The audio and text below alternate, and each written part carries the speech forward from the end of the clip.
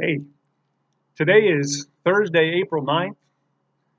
For those in the church, it's often called Maundy Thursday, and it's the night that Jesus washed his disciples' feet, the night before he went to the cross, was arrested.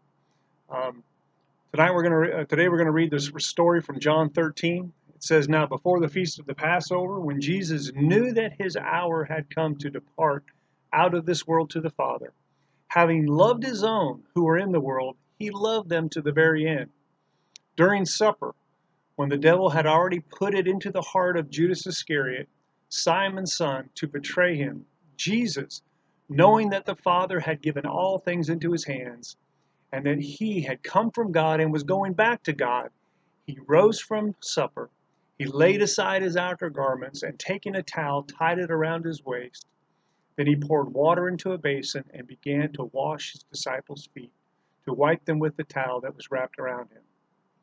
When he had washed their feet, put on his outer garments, and resumed his place, he said to them, 'Do you understand what I have done to you?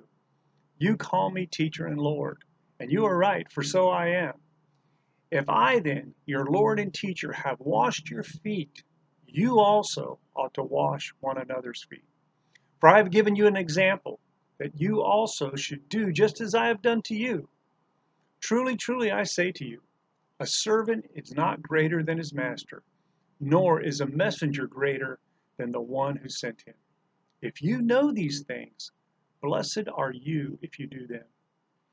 I'm always struck by two phrases in this passage. In verse 1, he says, he loved them to the very end. And then in verse 3, it says, Jesus, knowing that the Father had given all things into his hands.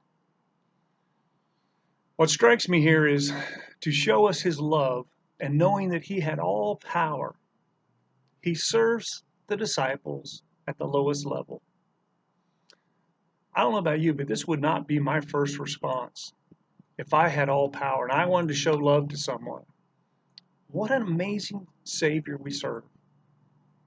Take a moment, give him praise today for the example he sets for you and I. And then also, who can you pray for today? Who can you be an example of God's love to? I pray this is encouragement to your heart.